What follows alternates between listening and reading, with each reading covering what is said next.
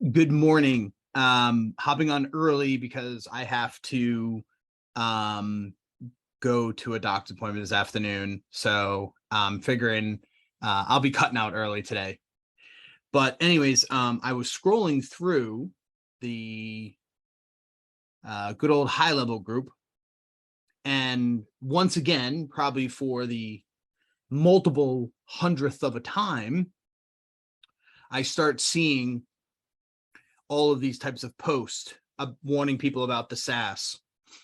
I guess the reason that I've got alarmed this time because I actually know the people that were talking. Pretty influential people. And to watch this happening to them, it was pretty interesting. I know the people. I blocked out their names and everything.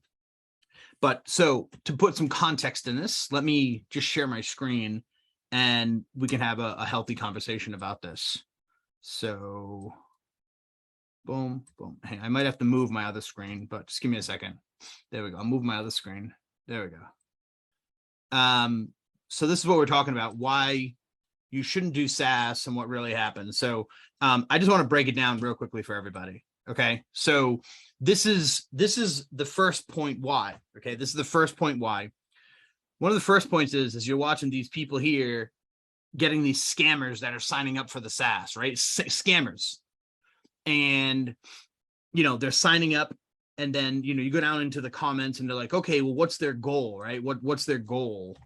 I'm right here. What's their goal? And, their goal is that what they do is they just send hundreds and hundreds of spam text, right? So like that's what they're trying to do. Is they're trying to just basically spam the heck out of it.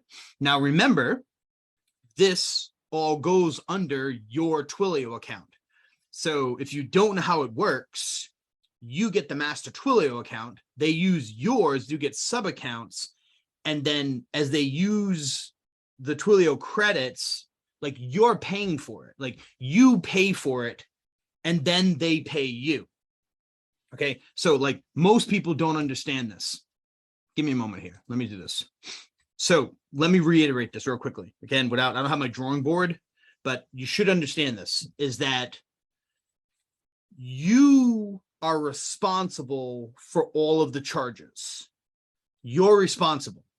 And so what happens is basically it runs up a bill on your account and then you bill the clients. And so how the whole SaaS thing works, what they configured for people is they're like, oh, if they're going to charge, Twilio charges you, let's just say 1 cent, even though it's not 1 cent, it's a little bit lower. They charge you 1 cent. You can charge the customer 2 cents and then you make a spread. Okay. You all should probably understand that point. That should help you to understand how this all works in a bigger picture. Okay. So Twilio charges 1 cent. You turn around and put a markup and you bill your client. So that should help you understand that you are the one who is paying for everything and everything below you. So what has happened is because high level is so popular is that the scammers have figured out how to take advantage of people. And so what they're doing is they're able to, just like I can find websites made by WordPress. I can find websites made by ClickFunnels. I can run, there's all search engines if you guys don't know this stuff. And so what they're doing is they're basically just seeking out all these SaaS setups by high level. And they just go around looking for weak links and then they sign up and then they spam the shit out of people. And it ultimately goes on your head. So I just want to give you a big heads up because that screenshot is from, I guess in the world of digital marketing, these are like known people and they should know better, right? Anyways, I won't get into that. You know what I mean? You'd be surprised at how much people have no clue. I'm actually very surprised about it. It's one of the reasons like I'm not a really good marketer because I assume like everyone just knows all this stuff. Like but they don't. But yet they'll be influenced and they'll make you believe that they do. So anyways, long story short is I wanted you to know about that. All right. So one of the people in the conversation, what they were talking about is that they were running Google ads, right? So let's let's get back to this point. Okay. I just want to come back. I'm trying to stay like point. I don't write out my, my lessons here, but why you should not do SaaS. So that was like massive reason number one. Okay. That's like massive reason number one. Okay. Now, massive reason number two.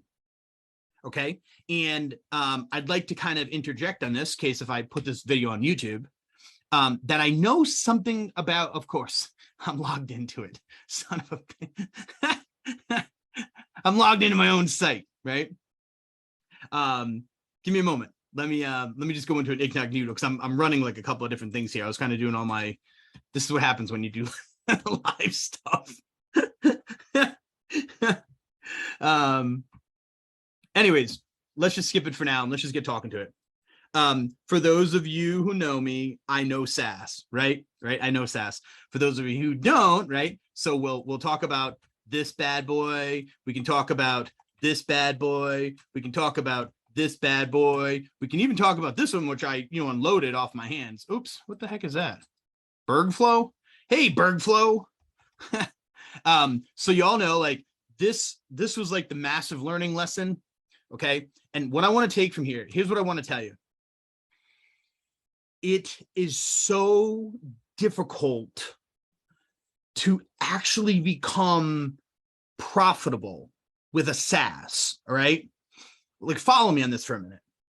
You take a SaaS, which has a small product, right? So for me, I was doing $37 for a website at the time. I ultimately, figured out in my head, like, oh my God, this isn't going to work. And I came up with the agency idea and I moved the price up because of all the effort that I have to do to support the clients. Okay. Like, it's literally a full-time job. No software out there, none. I don't care who you are, where you just have people sign up and they just figure out the software. Not even like Wix, not even Squarespace. I mean, the most basic stuff out there, right? Like, you have to support the clients. And so it's going to take not only you, but it's going to take a team. And so what I'm trying to tell you is, like, don't try to start a SaaS. It's a bad idea. I've been through this, like, and if I could go back and take it all back, I would never have done it. Never. I'll never forget when my friends looked me in the face and he's like, dude, why are you doing that? It's stupid. He's like, just go sell the course for $1,000. I was like, no, I want to build a platform where people actually learn, they actually implement. I want them to actually get results. And he's like, what do you care? And I was like, well, I care, And so I went down that path and it was difficult. Let's fast forward and put some positive spin on it, right? I want to go back and talk about the negative, but I want to talk about the positive too. Look, I just took off of like work for like 9 months. I was able to do that because I do have that revenue streams coming in, but it took me 4 years to get there, 4 years. And I'm telling you, the revenue stream is not what you think it is. It's barely enough to like break poverty limit in welfare terms, but it's enough to survive, right? So anyways, what I'm trying to tell you is that it's not the best thing for beginning digital entrepreneurs to do that. And so let me just, for those people who don't know me and maybe new to me, this was number one where I learned my lesson. And then what do? I decide, hey, let me go do it again. And so I went and created this one. And so this is another one here where I went and did this. And then, of course, this is the new one here, but this is a little bit different for me at this point because I'm running both digital marketers and small business owners. Like, I'm able to actually use my own. This one, I had to depend on digital entrepreneurs. And literally that was a bad idea to like just depend on them to grow your business. It's just difficult. Especially for me, my hands were tied. Right? My hands were tied. So if I could only sign up digital entrepreneurs, so that's where this one, I can actually sign up small business owners myself and keep them growing. Right. And then of course, for the fourth SaaS, you guys all know about this one, right? So this is another SaaS business. And so the point I'm trying to make here is that it's very hard to get the thing profitable enough. Okay. So what should you do instead? Right? What should you do instead? You should be selling services. Right. So you want to get small business owners to sign up, but you want to sell a service. Is it possible using HighLevel? It sure is. It sure is. If you're going to do that SaaS model, every person that signs up, you should put them into some type of onboarding sequence where they book a call with you. Okay. But most people are not doing that. They're not doing it. And when people are signing up, they're signing up for the CRM, you know? So, with that being said, there's all these other risks, right? And then of course there's the amount of expense that it's going to cost, right? I'm not even on the SaaS mode. Those guys said they jumped off the SaaS mode. They're no longer doing the SaaS mode. Pretty interesting, because they're very bluntly inside of the HighLevel group, and they're saying like they're not doing SaaS mode anymore. I have not done that yet. Not yet. When someone signs up for my HighLevel, like I have a Zapier that like makes an automatic account, but it doesn't apply the Twilio. I asked them to go get a Twilio. And then I just asked one of my VAs to hop on with the customer, and either if they need help setting up a Twilio account, which most don't, I have them help them set up the G Suite, that integration, because that's like a little difficult. And so I'd rather like do a little bit more manual and, you know, not take what these guys are doing, these risks, because ultimately like your accounts are going to get shut down. And it's happening all over the place. I can see it already. It's going to get worse before it gets better, right? So, all right. So anyways, that's one of the things that I want to make. The last point that I want to make here is I understand that everyone wants that SaaS recurring model, right? I don't know about you, but I don't know many small business owners that just get HighLevel and like, well, this is so easy, and they just figure it out. And point being made is actually go look at how many digital marketers. The software is confusing. There's a lot to it. There's a lot. And so what I don't see anybody talking about inside of HighLevel, except there's some people that actually do. I catch it. I should screenshot it more.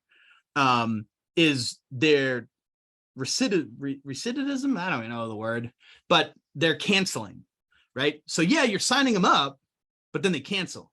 So all the people will say, oh, look, they're signing up, but they don't talk about how many they're canceling. Again, there are people being, you know, pretty blunt on there, like, hey, like people are canceling like crazy, you know? And that's because you need all that support. And just think about it, like that's like a big thing. Like, how can you get that support? I remember when I talked with the guy from FlowTrack, right? So I got a chance to spend probably like 2 hours with the dude and really give him a lot of feedback. And I'm like, dude, like you need a white label support center that all of your digital marketers can just direct their customers to.